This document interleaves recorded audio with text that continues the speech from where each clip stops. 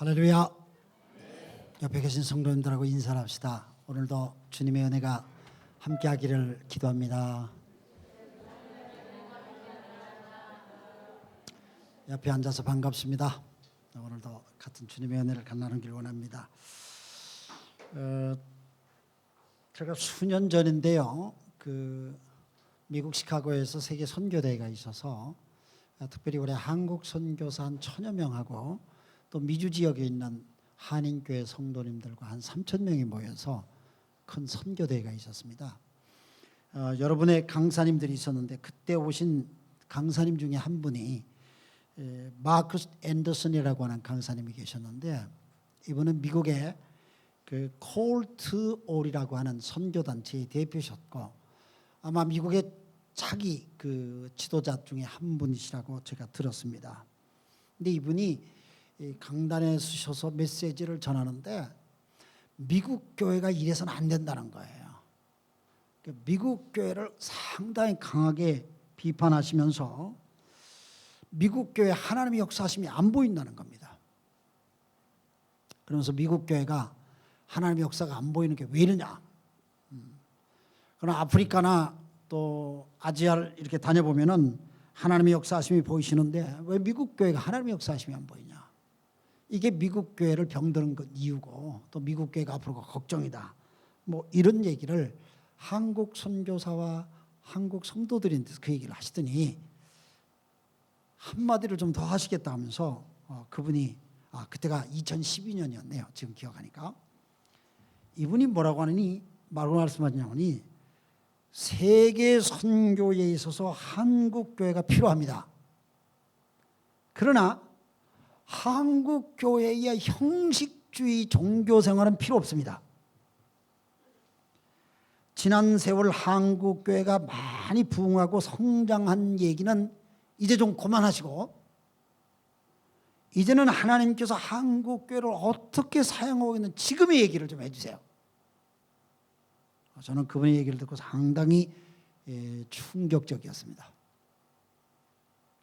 세계 교회 지도자들은 한국 교회를 이렇게 잘 보고 있구나 하는 것을 2012년이니까요. 지금부터 7년 전, 만 7년 전 얘기입니다. 근데 7년 동안 지나면서 한국 교회가 정말 그분이 경고하셨던 말씀 그대로 지금 되는 것 같아서 좀 안타까움이 없잖아 있습니다.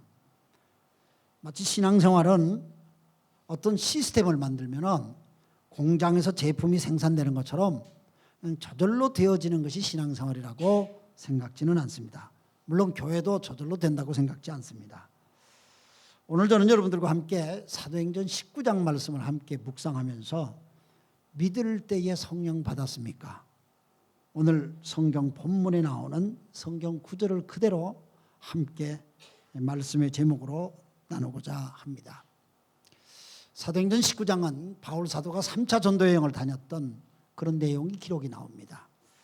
그런데 바울이 에베소에 가서 전도했던 내용이 19장의 내용이 나오는데, 에베소라는 동네는 지난주일 설교에서도 잠깐 언급을 했습니다만 터키의 지금의 이즈미르라고 하는 항구 도시가 있는데 그게 옛날 이름이 에베소입니다. 굉장히 큰 도시였습니다. 헬라 문명이 아주 발달되어 있었고요. 소위 실크로드의 지중해 관문이었고요. 그래서 굉장히 이 도시는 무역이 번성했고 사람들이 많았고 그 당시만 해도 2만 5천 명이 들어가는 야외 경기장을 만들었을 정도였으니까요. 그러니까 적어도 에베소 지역의 사람들이 그만큼 많이 살았다는 얘기를 충분히 우리가 상상할 수 있는데, 바울이 2차 전도 여행을 갔을 때에 굉장히 사람들이 그곳에서 바울을 공격을 하고 핍박을 하고 막 내쫓았습니다. 그래서 바울이 그것을 일시적으로 피난을 갔던 장소이기도 합니다. 그래서 사람들이 될 수 있으면 떠나지 말고 이곳에서 말씀을 전해달라고 바울에게 간청을 하는데, 하나님께서 또 인도하셔서 보내주면 제가 오겠다 그렇게 말씀을 하고 떠난 것이 사도행전 18장 19절 이하의 기록이 있습니다. 그런데 이 19장에서 바울이 다시 에베소로 갔다는 걸 보니까 하나님께서 정말 바울의 그 소원과 함께 성령의 인도하심이 있어서 전도하러 갔던 것 같습니다. 그런데 오늘 저는 성경을 보면서 조금 의아스러운 것이 하나 느껴진 게 있냐면은 에베소에 믿는 사람들이 바울이 잠깐 지나가면서 전도를 했는데 믿는 사람이 그곳에서 생기기 시작했습니다. 아마 다른 데서 피난 온 크리스찬들이 있었는지 아니면 그곳에서 자생적인 크리스찬이 생겼는지 자세한 기록은 없습니다만 이미 고린도에 있었던 아볼로라고 하는 선생님이 이 에베소에까지 와서 성경을 가르쳐서 그곳에 몇몇 제자들이 생겨났다. 그렇게 1절에 기록하고 있는 걸 볼 수 있습니다. 바울이 그들에게 찾아가 물었습니다. 여러분들이 믿을 때에 성령을 받으셨습니까? 근데 그들의 대답은 우리는 성령에 대해서 받기는 그냥 듣지도 못했습니다. 그렇게 대답을 합니다. 저는 오늘 이 말씀을 읽으면서 1절에 이미 그들은 제자라고 그렇게 표현하고 있는 걸 볼 수 있죠. 그들이 제자로 부름을 받았습니다. 예수님의 12 제자가 제자로 부름을 받았다가 사도행전에 보면 믿는 성도 전체를 제자로 불렀던 것으로 제자의 용어가 변화되어 있는 걸 우리가 알 수 있습니다. 제자로 부름을 받았다는 말은 예수를 믿는 사람들인데 예수를 믿음에도 불구하고 그들에게 성령을 받은 경험이 없다. 이렇게 표현하는 걸 볼 수가 있습니다. 아마 성령에 대해서 듣지도 못하고 받지도 못할 뿐 아니라 듣지도 못했다고 이렇게 표현하는 걸 볼 때에 예수를 믿는 사람들 속에도 믿기는 믿지만은 성령을 받지 못한 사람이 있구나 하는 사실을 이 성경은 우리에게 보여주는 것 같습니다. 실제로 우리들 속에도 그럴 수 있겠습니다. 예수를 안 믿는 건 아닙니다. 믿기는 믿는데 성령 받은 경험이 없다는 얘기입니다. 자, 그렇다면 그들이 성령을 받는 것에 대해서 한 번도 가르침을 받지 못했다는 얘기가 나오는데 도대체 지금까지 에베소 교회는 누가 성경을 가르치고 누가 이들을 이끌었나 하는 것이 궁금하지 않습니까? 1절에 보니까 아볼로라는 이름이 나오는데 아볼로는 성경을 잘 가르치는 사람입니다. 사도행전 18장 24절부터 28절까지 말씀해 보면 아볼로가 알렉산드리아 출생으로서 그는 유대 사람이었습니다. 알렉산드리아는 로마 다음으로 큰 도시였습니다. 굉장히 철학적인 도시고 그리고 또 많은 그 철학자뿐 아니라 그런 종교적인 사람들이 많이 모이는 그런 지역의 출신 사람으로서 그가 예수를 믿었습니다. 소위 디아스포라 크리스찬입니다.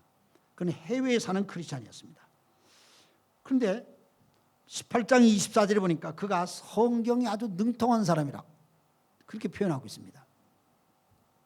성경이 능통하다는 얘기는 성경을 앞뒤를 잘 연결해서 설명을 잘 해주시는 그런 분이라는 얘기 아닙니까? 그 당시의 성경은 구약 성경이겠죠. 신약 성경이 없었을 때니까요. 그래서 구약 성경을 설명을 잘 해줘서 그분을 통해서 많은 사람들이 예수가 그리스도라는 사실을 그들은 알았습니다. 굉장히 놀라운 일 아닙니까? 구약 성경을 가리키면서 예수가 그리스도라는 사실을 가르쳐줬으니까 이분은 성경을 보통 잘 가르치는 분이 아니라는 걸 우리 충분히 느낄 수가 있습니다. 왜냐하면 구약 성경에서는 우리가 예수를 볼 수도 없고 그리스도도 볼 수 없는 사람들이 많거든요. 그런데 그럼에도 불구하고 그가 구약 성경으로 그렇게 많은 사람들을 그렇게 가르쳤다는 것은 아주 놀라운 분이라는 걸 우리가 충분히 알 수 있습니다. 그런데 18장 25절에 보니까 그는 이미 주님의 도를 잘 배워서 있었지만은 예수님에 관한 일을 열심히 말하고 정확히 가르쳤지만은 그렇지만 그는 요한의 세례밖에 알지 못했다. 18장 25절이 요한의 세례밖에 알지 못했다는 이 말을 굉장히 강조해서 기록을 남기고 있는 걸 볼 수 있습니다. 이 성경은 누가라는 사람이 썼죠. 사도행전은. 이게 누가라는 사람이 이 성경을 쓸 때에 아볼로를 지금 소개하는데 아볼로가 성경을 굉장히 잘 아는 사람인데 이분은 세례 요한의 세례만 알지 그 이상은 잘 몰라서 잘 안 가르친 것 같습니다. 지금 그렇게 쓰고 있는 거죠. 그런데 이 아볼로가 에베소에 와서 성경을 역시 가르쳤기 때문에 에베소 사람들은 바울이 찾아와서 당신들이 믿을 때 성령 받았습니까? 물으니까 우린 성령에 대해서 듣지도 못했는데요. 이렇게 얘기한다는 겁니다. 그래서 성경을 누구한테 배우냐는 건 굉장히 참 중요할 것 같습니다. 누구를 통해서 성경을 배우느냐는 것은 굉장히 중요할 것 같습니다. 왜냐하면 내 믿음을 맡기는 거기 때문에. 왜냐하면 내 영혼을 그분을 통해서 양육을 받기 때문에. 누구를 통해서 성경을 내가 배우고 누구를 통해서 내가 하나님을 알게 되냐는 것은 매우 중요합니다. 그들은 성경에 대해서 듣긴 들었지만은 성령 받은 경험이 없습니다. 그래서 저는 성경을 해석하고 가르치는 책임이 있는 목사, 목회자, 전도자, 선교사 굉장히 중요하다고 생각합니다. 예수님께서 말씀하셨습니다. 마태복음 15장 14절 말씀해 보니까 소경이 소경을 인도하면 둘 다 구덩이에 빠진답니다. 그러니까 내가 누구한테 성경을 배우냐 하는 것은 내가 보느냐 못 보느냐 하는 문제고 내 영혼에 대한 문제가 되는 것이고 내 인생 전체가 달려있는 문제라고도 생각할 수도 있습니다. 아볼로는 훌륭한 선생님은 틀림이 없습니다. 공부를 많이 하는 분입니다. 성경을 많이 읽으신 분입니다. 틀림이 없습니다. 그러나 그는 성령에 대해서는 잘 모르시는 분이라고도 말할 수 있겠습니다. 왜냐하면 그분을 통해서 배웠던 에베소 교회 성도들이 물론 그 성도가 그 당시에 많지 않았어요. 왜냐하면 7절 말씀해 보니까 그분들이 12명쯤 되었다. 그렇게 기록해 보니까 가정교회죠. 지금처럼 우리가 다 이렇게 예배당 건물에 모이는 게 아니라 집집마다 모였던 가정교회 같은 형식의 모임이었던 걸 우리가 충분히 알 수 있습니다. 그러니까 그들이 지금까지 한번 바울 사도를 통해서 성령 받기 이전에는 성령 받은 경험이 없었다는 얘기입니다. 그런데 제가 의문이 들어요.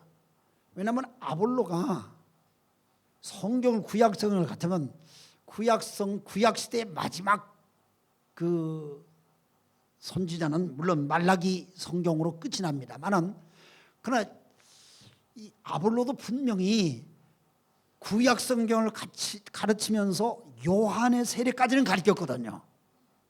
그렇잖아요. 요한의 세례까지 가르치죠. 요한은 예수님보다도 6개월 먼저 오신 분이죠. 그래서 요한이 요단강에서 세례를 베푸면서 뭐라고 그랬어요? 마태복음 3장 11절 보니까 요한이 참 목이 트더라고 외쳤죠. 나는 너희들을 이렇게 물로 세례를 베푸지만은 내 뒤에 오시는 분은 내가 그분의 끈을 내가 묶는 것도 내가 감당하지 못할 존재고 나는 물로 세례를 베푸지만 내 뒤에 오시는 그분은 성령과 불로 너희들에게 세례를 베풀 자다. 그러니까 요한이 회개하라고 선포하지만 회개로 끝나는 게 아니라 회개 다음에 있어야 될 내 뒤에 오시는 그분을 너희들이 맞이해야 된다는 걸 가르치고 있죠. 무슨 말인지 이해하세요? 요한이 손가락을 가지고 지금 회개의 세례를 선포하죠. 회개하라 하죠. 회개하라 그러면 제가 예를 들어 요한이라고 합시다. 회개하라 제가 손가락 이렇게 하면 여러분 어디를 봐야 될 것 같습니까? 어디를 봐야 돼요? 손가락 끝을 봐야 돼요? 손가락 끝을 봐야 돼요? 손가락이 가리키는 방향을 봐야죠. 무슨 말인지 아시겠어요? 요한이 회개의 세례를 가리키면서 회개하라 이렇게 할 때는 회개 한 자만이 받을 수 있는 다음의 끝을 바라봐야 되겠죠. 그런데 아볼로는 회개하는 데까지만 가리켰다는 얘기입니다. 실제 요한은 내 뒤에 오시는 그분 성령과 불로 세례를 주는 그분을 너희들이 만나야 된다. 그걸 요한은 말을 했어요. 그런데 아볼로는 요한이 전하는 그 내용만 해서 머물러 있다는 걸 알 수 있죠.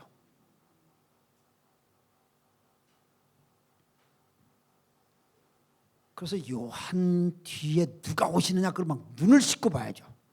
그런데 아볼로는 세례 요한 다음에 그리스도로 오신 분이 예수님이다 하는 그건 전했어요. 그런데 그 예수님이 우리에게 주시는 것이 뭔지를 전하지 않았던 거죠. 그래서 아볼로는 성경이 능하지만은 성경이 본론적으로 얘기하는 게 뭔가 하는 그걸 놓친 것이 아닌가 하는 그런 생각이 들어요. 사실 예수님께서도 요한복음 14장, 15장, 16장 뭐 수도 없이 반복을 하셔서 예수님께서 말씀하시기를 내가 너희들에게 보혜사 성령을 보낼 것이다. 그래서 내가 빨리 가야 된다. 주님이 가셔야 된다는 이유를 그걸로 설명하세요. 내가 가야 그분이 너희들이 온다.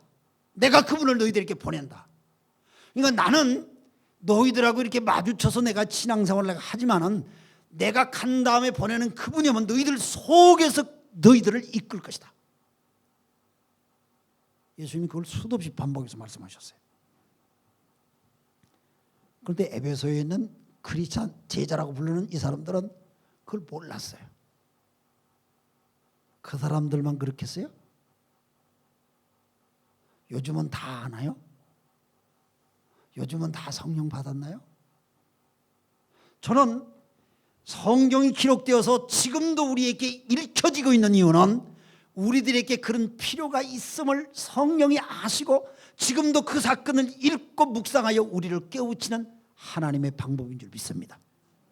그렇다면 우리들 속에도 예수를 안 믿는 건 아니에요. 믿기는 믿어요. 그런데 성령을 모르고 사는 사람들이 많이 있다고 생각해요.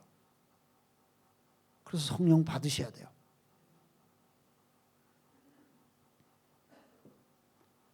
성경 구절을 얼마나 많이 외우느냐, 그것도 참 귀중해요.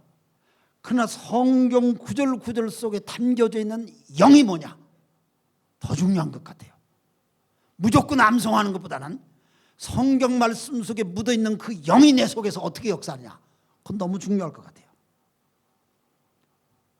그래서 성경은 요한의 세례부터 성령 세례로 가리키고 있다는 걸 알 수 있어요. 4절과 5절 말씀이 오늘 말씀이 보니까 바울이 무슨 세례 받냐 보니까 요한의 세례를 받았다고 그들이 얘기하고, 그래서 바울이 그들에게 다시 한번 설명을 해줘요. 정말 예수님 우리에게 그리스도라는 걸 다시 설명하고 성령에 대해서 설명하니까 오늘 성경 본문을 보니까 마치 그들이 5절 말씀이니까 이 말을 듣고 그들은 주 예수 이름으로 세례를 받았다. 마치 다시 세례를 꼭 받은 거예요. 왜? 요한의 세례를 받았다고 그랬으니까요.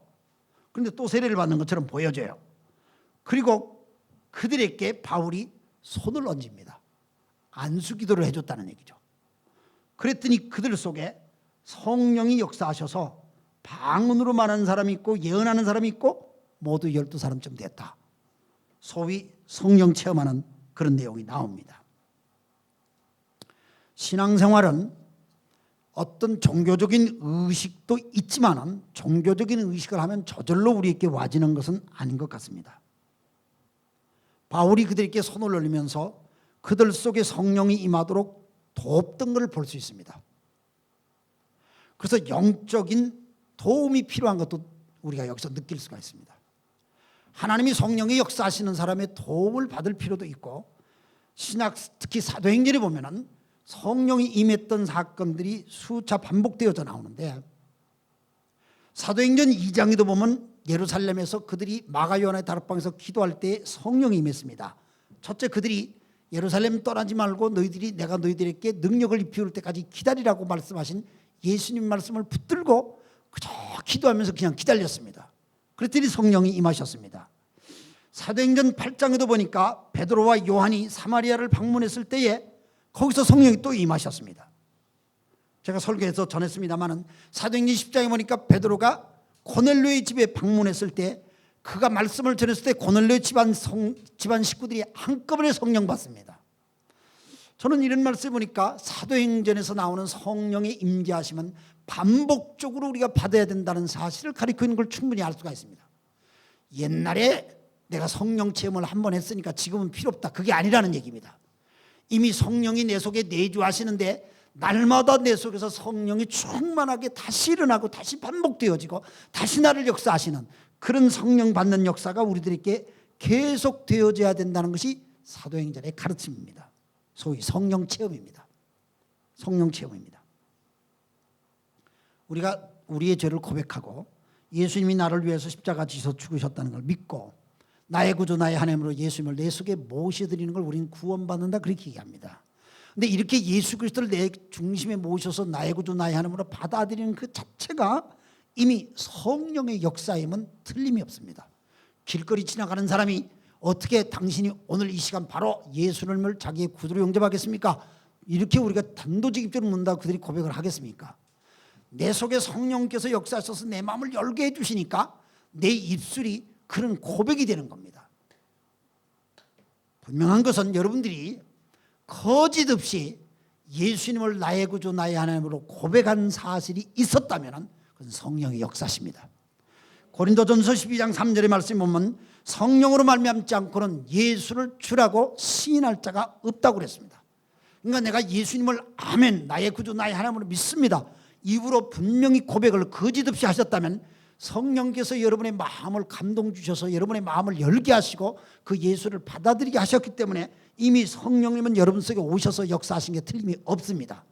그러나 이런 성령의 역사하심이 한 번으로 끝나는 게 아니라 구체적으로 성령이 여러분들 속에 오셔서 여러분들을 바꾸어 놓으시고 역사하셔야 됩니다. 물 세례는 평생에 한 번이겠지만 성령 세례는 반복적인 것입니다.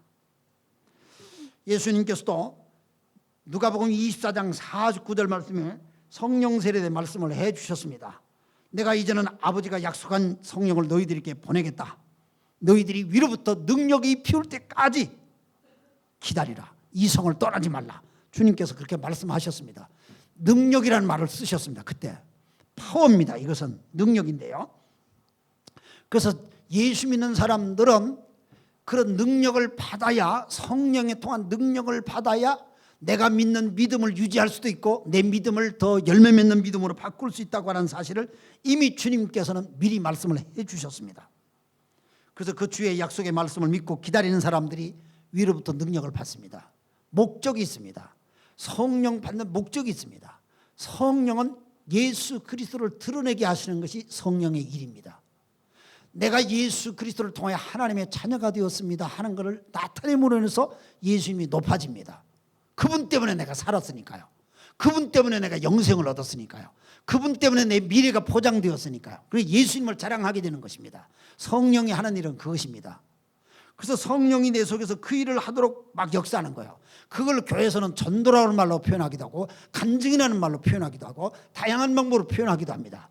어쨌든 우리가 일생을 살아가는데 내 인생의 목적이 나를 구원하신 예수 그리스도를 증거하여 하나님의 영광을 드러내는 것이 내가 사는 인생의 목적이거든요. 하나님은 성령을 통해서 나를 통해서 그 일을 하시려고 하세요. 그래서 내가 하나님의 자녀만 하나님의 자녀답게 그렇게 살도록 성령이 내 속에 오셔서 계속 그 일을 불러일으킨다는 거야. 내 그 일을. 근데 그게 내 속에 없으니까 내가 하나님의 자녀는 자녀인데 그렇게 능력 있게 사는 모습이 내 속에 잘 안 나타나요. 그래서 어디 가도 그냥 막 내가 믿는다는 걸 뭐 일부러 내가 꼭 자랑할 필요가 있을까 자꾸 이런 생각도 들고요. 그래서 그냥 입 다물고 살고요. 그냥 조용히 살고요. 직장에서도 그냥 믿는지 안 믿는 조용히 살고 그냥 마음으로 난 믿어요. 뭐 그렇게 얘기를 해요. 뭐 안 믿는 거 아니에요. 마음으로 믿는다 그렇게 얘기해요. 그러나 성경에 보면은 믿었던 사람들이 마음으로만 믿질 않아요. 밖에 나가서 막 자기가 믿는다는 걸 선전을 해요. 입 다물고 있는 사람은 핍박이 없어요. 입을 여는 사람이 핍박을 받아요. 그래 안 그래요? 침묵하는 사람이 어떻게 핍박을 받습니까?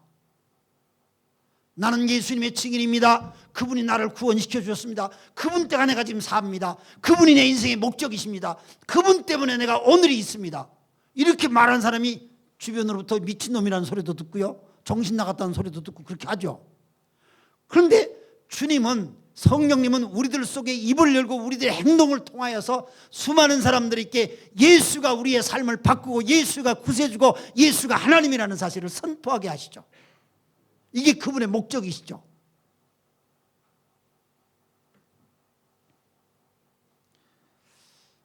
일본에서 30년 이상 살았는데요. 일본에서 살 때 뭐 자동차 운전면허증이 없으면 안 되죠.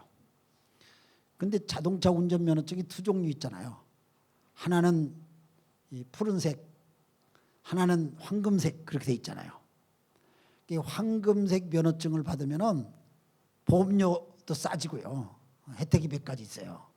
그리고 뭐 면허 갱신이 5년마다 한 번씩 갱신을 하는데 갱신할 때 저 멀리 가서 교육을 안 받아도 되고 동네 가까운 뭐 경찰서에서 이렇게 한 30분만 듣고 그냥 또 면허 갱신돼 주고 그러거든요. 근데 저 한 30년 이상 살면서도 이 황금 그 골드 면허증을 못 받았어요. 이상하게 뭐 잠깐 뭐 은행 앞에 차를 대고 잠깐 들어갔다 5분 있다 나왔는데 딱지가 붙어 있고요. 어떤 데는 이렇게 뭐 차선 변경을 잘못했다고 이리 오라고 그래가지고 가서 차선 변경이라. 그래서 나는 5년에 한 번씩 그렇게 꼭 이렇게 뭐가 있었던 것 같아요. 그래서 한 번도 내가 골드면허증을 못 받았어요. 그래서 골드면허증 가진 사람 보면 머리가 숙여지고 존경스러운데, 한 번은 어떤 분이 저한테 물어요. 목사님 무슨 면허증 가져요? 보여줘요 막 그래요. 그래서 제가 골드면허증 안 가지고 있더니까 뭐 보여줘요. 그럴 때 보여주고 싶은 마음이 없어요. 그래서 내가 가만히 있었어요. 그냥 나는 골드면허증인데 그분이 막 자랑을 해요. 그래서 보라고 막 골드면허증을 막 보여주는데 황금색으로 이렇게 찍힌 거야. 그래요? 그러면 내가 자동차 열쇠를 드릴 테니까 대신 좀 운전을 하시죠 하고 딱 열쇠를 드리니까 그분이 목사님 안 돼. 난 운전 못해 막 이러는 거예요. 아니 골드면허증인데 왜 운전을 못하세요? 골드면허증은 저보다 더 잘할 거 아니에요. 운전 좀 하세요 그랬더니 아니요 목사님 저는 그냥 뭐 면허증만 받았지 운전은 안 했어요 그래요. 일본에서 그걸 페이퍼 드라이버라고 그러거든. 페이퍼 드라이버. 저는 문득 그 얘기를 듣고 한바탕 우리가 웃었는데, 그러고 난 며칠 지나서 가만히 생각하니까 우리 예수 믿는 그런 것 같아. 내가 하나님의 자녀라고 하는 확신은 가지고 있는데 하나님의 자녀답게 살 수 있는 능력이 없어. 그냥 뭐 유혹이 오면 그냥 나가 자빠지고, 누가 꼬이면 그냥 막 글로 그냥 가버리고. 그렇다고 안 믿는 건 아니에요. 그러니까 맨날 믿긴 믿는데 패배적인 믿음이야. 교회 와서 기도를 해도 난 지난주에 가는 감사합니다 막 그런 일이, 하나님이 어떻게 그때 그 절묘하게 나를 그렇게 인도하셨습니까? 주님 찬양합니다. 그러면서 한 주간이 다이나믹한 생활에 대한 보고와 감사와 찬양의 기도가 아니고, 하나님 또 똑같은 또 잘못을 했어요. 맨날 똑같은 것을 반복해서 패배적인 기도밖에 안 나와. 그래서 저는 오늘 말씀해 보니까 정말 성령 받는 게 이게 너무너무 중요하구나. 성령 받는 게 너무너무 중요하구나. 그래서 우리가 자녀답게 살고 하나님의 자녀답게 살기 위해서 성령 받는 게 이렇게 중요하구나. 오늘 본문에 바울이 그들을 위해서 기도해 주니까 성령을 받아버렸어요. 그래서 우리가 서로 성령 받기 위해서 서로를 위해서 기도해 줘야 되겠구나. 교회가 성령 받도록 성도들에게 기도해 줘야 되겠구나. 오늘 본문이 또 그렇게 가르쳐요. 지도자들이 기도를 하니까 그렇게 사람들이 성령을 받았습니다. 여기서 능력을 받는 모습이 나오는데요. 그래서 능력이 여기서 나타난 것은 방언으로 나타나기도 하고 또 예언을 하기도 했어요. 간단하게 기록되어 있어요. 성경에 보니까 성령이 받았을 때 나타나는 능력이 다양하게 표현되는 걸 볼 수가 있어요. 사도행전 2장에서 나타나는 성령의 역사는 헬라어로 얘기하면 핀플렘이라는 말로 써요. 이 핀플렘이라는 말은 성령이 내 속에 임하여서 능력이 나타나는데 갑자기 능력이 나타난 거예요. 한 번도 그런 경험이 한 게 없는데 내 속에서 갑자기 그런 능력이 나타나는 거예요. 이 성령의 카리스마적인 능력이라고 그래요. 카리스마적인 능력인데 뭐 병을 고쳤다든가 방언을 낸다든가 예언을 한다든가 환상을 본다든가 과거에 그런 경험이 없어요. 그런데 그런데 갑자기 어느 날 그게 막 나타난 거예요. 그렇다고 이 사람이 뭐 예수를 믿은 경력이 긴 것도 그것도 아닌데 갑자기 이렇게 나타나는 거야. 이게 순간적으로 나타난 성령의 카리스마적인 능력의 역사예요. 이거는 조금 더 확대해서 설명을 하자면 고린도전서 12장에 그걸 자세히 설명하고 있어요. 성령의 은사에 대해서 그게.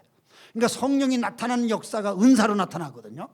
성령은 영이기 때문에 눈에 안 보이잖아요. 근데 성령이 내 속에 임하시면은 내 속에 임한 성령이 나를 통해서 뭔가 나타내 보이시는데 나타내 보이시는 것은 은사로 나타나는 거예요. 근데 그게 전부 다 처음에는 카리스마적으로 나타난다는 거예요. 사도행전 13장 52절 말씀하면 성령의 임재하심이 또 나타나요. 거기서 에베소서 5장 18절 우리가 유명한 성령 충만을 받아라 그 말씀 있죠. 그런 말씀도 성령 체험하는 데한 이야기인데 그 말씀은 헬라어로 얘기하면 플레로라는 말을 써요. 플레로라는 이 말은 인격적 변화의 성령의 역사입니다. 이게 좀 더 구체적으로 설명한 게 로마서 12장이에요. 그러면 그 성령은 성령이 내 속에서 임하시면 그 성령이 내 속에 천천히 시간을 두면서 내 인격을 바꿔가요. 옛날에는 못 참았던 것을 참게 됐어요. 옛날에는 확 그냥 막 한바탕 해주고 싶었는데 조금 있다 내가 해야 되겠다 생각이 바뀌어져요. 그래서 내 인격의 변화를 줘요. 그 성령의 역사하심이. 그래서 이 성령의 역사하심은 그래서 로마서 12장은 그런 은사들을 전부 다 설명해요. 인격적인 성령의 은사예요. 그게 오래 참음, 뭐 인내 이런 것이죠. 자비 뭐 이런 것들이 전부 다 그 성령의 역사거든요. 그것도. 그래서 성령의 역사하심이 우리들에게 다양하게 나타나는 거예요. 어떤 사람은 어느 날 갑자기 막 그냥 확 뒤집어서 바뀌는 거예요. 제가 가만 보니까요. 한국 교회는 성령의 역사하시면 확 뒤집어져 가지고 막 방언도 하고 막 예언도 하고 막 이런 거를 주로 사모를 많이 하시고, 일본 교회는 성령이 임하셔서 조용히 인격적으로 변화돼 가지고 성숙해지는 그것을 굉장히 추구하는 것 같아요. 근데 성경에는 이 두 가지를 다 설명을 해요. 그래서 교회 안에서는 이 두 가지의 똑같은 성령의 역사심이 다 있다는 거예요. 어떤 사람은 막 확 뒤집어지는 그런 은혜가 있는가 하면 어떤 사람은 너무너무 조용하게 인격적으로 임한 성령의 역사심을 느끼기도 하고. 근데 이 두 가지를 다 교회에서는 인정을 하셔야 돼요. 두 가지 다 받아들여야 된다 그 말이죠. 문제는 성령의 역사는 체험적이에요. 체험적이에요. 예수님을 내 마음속에 받아들이는 건 상당히 우리 이성적인 것이 많습니다. 예수님 나를 위해서 죽으셨다. 2000년에 죽은데 우리가 봤어요? 안 봤어요. 성경이 그렇게 말하니까 우리가 그냥 껐떡하고 믿는 거예요. 그래서 이성적으로 내가 인지해서 받아들이는 거예요. 그런데 이성적으로 받아들이는 그 십자가의 그 구속의 사건이 이것이 나를 위한 사건이라는 사실로 가슴에 확 베겨지고 내 인생을 그것 때문에 산다고 바꿔놓는 것은 성령의 역사심이에요. 이건 체험적이에요. 체험적이라는 것은 눈으로 보고 만져지고 들어지고 느껴지는 거예요. 감지하는 걸 말하는 거예요. 그걸 체험했다고 얘기하는 거예요. 그래서 여러분들이 성령을 체험하셔야 돼요. 성령 체험이에요. 그래서 성령이 내 속에서 역사하시면 가슴이 뜨거워질 수도 있고 눈물을 흘릴 수도 있고요. 벌떡 일어나서 찬양을 부르고 싶기도 하거든요. 누군가를 위해서 내가 막 헌신하는데 헌신한다는 생각을 전혀 하질 않아요. 누군가를 위해서 내가 봉사를 하는데 봉사한다는 생각을 전혀 하질 않는다 그 말이에요. 내 속에서 그렇게 하고 싶은 마음을 막 불러일으키는 거예요. 막 일으키잖아요 내 속에. 그럴 때 성령의 역사는 우리가 체험적으로 느낄 수가 있어요. 이걸 능력이라고 그래요. 이게 능력. 그러니까 소위 수양적 종교가 아니에요. 수양적 종교는 뭔가 주문을 열심히 외워서 돌을 닦는 게 수양적 종교예요. 근데 우리는 위로부터 능력을 이어받아가지고 내 인생이 바뀌어져 가는 거예요. 이게 수양 종교와 위로부터 받는 것과 이게 본질적으로 틀린 거예요. 수양 종교는 모든 종교가 인간 밑에서부터 출발하는 거예요. 하나님부터 받는 거예요. 예수 그리스도를 받는 거고 성령을 받는 거고, 그래서 체험적이어야 되는 거예요. 그래서 그 능력을 헬라어로 드나미스라고 그러잖아요. 두나미스가 나중에 이렇게 다이너마이트라는 말로 바뀌어지죠. 그래서 능력은 내 속에 폭발, 내 힘으로는 안 돼요. 내 힘으로 안 돼요. 예수님께서 형제를 위해서 죽는 것이 가장 아름답단 말이에요. 어떻게 내가 내 자신을 위해서도 못 죽겠는데 남을 위해서 어떻게 죽어? 그게 내 힘으로 돼요. 요즘 부모 자식 간에도 원수가 많은데 어떻게 내가 남을 위해서 죽겠어요? 근데 예수님이 남을 위해서 죽는 모습을 십자가에서 보여주시고 그 성령이 내 속에 역사할 때 수많은 그 길을 가는 순교자들이 예수님의 십자가와 똑같은 길을 가지 않습니까? 예수 믿는 게 내 힘으로 돼요? 안 됩니다. 그래서 성령 받으셔야 됩니다. 그래서 성령을 구하셔야 됩니다. 그래서 성령의 인도하심에 따라 순종하셔야 됩니다. 그러면 여러분들이 성령 받은 사람들이 체험했던 그 각양 사건들을 여러분의 사건으로 체험할 수 있을 거고, 그 사람들을 통하여 하나님은 그들을 통하여 이 세상을 하나님의 나라로 바꿔갈 줄로 믿습니다. 그 하나님의 나라가 바꿔가는 과정에 때가 차면 주님은 오실 것이고, 주님 오셨을 때 온 세상이 그의 왕국이 될 줄로 믿습니다. 부활하신 예수님께서 40일 동안 이 땅을 떠나지 못하시고 제자들에게 나타나셔서 수도 없이 반복하셔서 주셨던 말씀이 있습니다.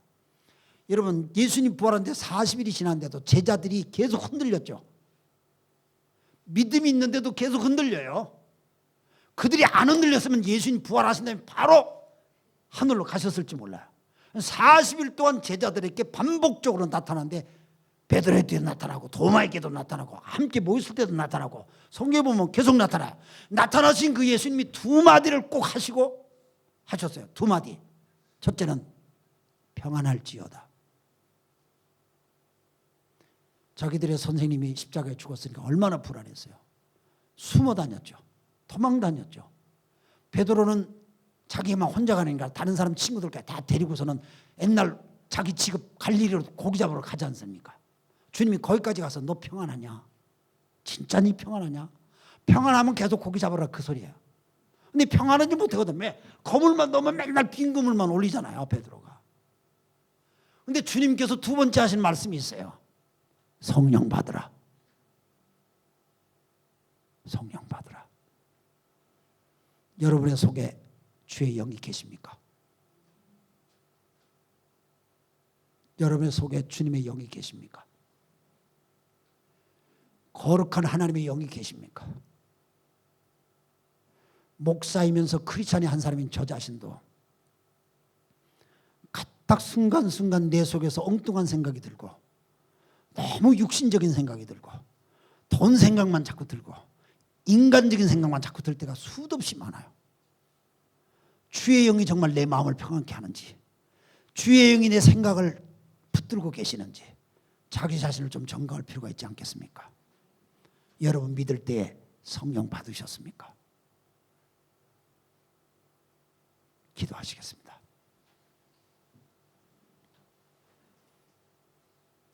말씀을 기억하면서 우리 2부 예배 때 우리 한국 성도님들 한번 같이 기도했으면 좋겠어요. 하나님의 성령이 내 속에서 강하게,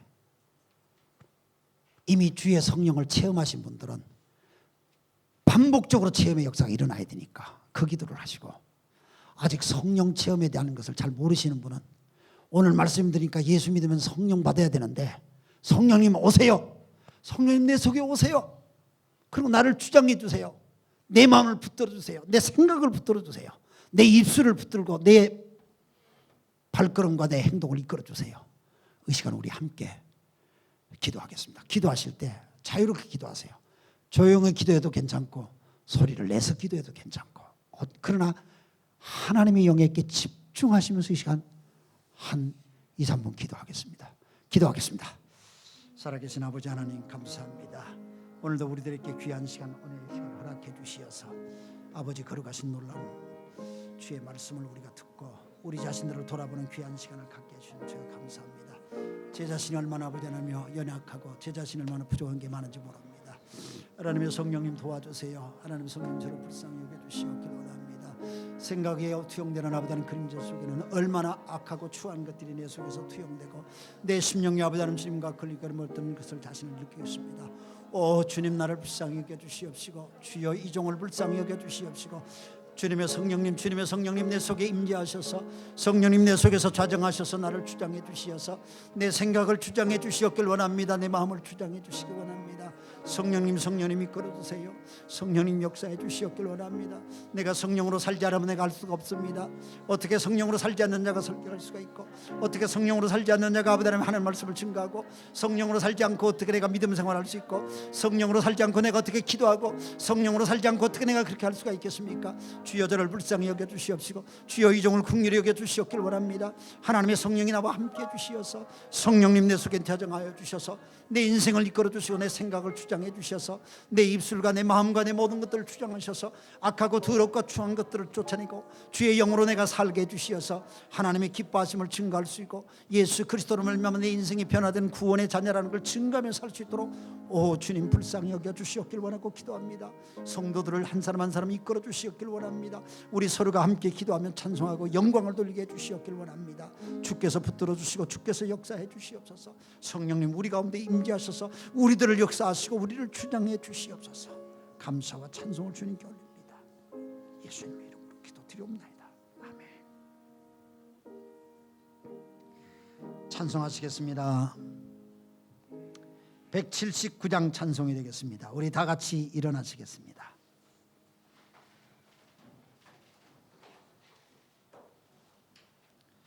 179장 찬송 이 기쁜 소식을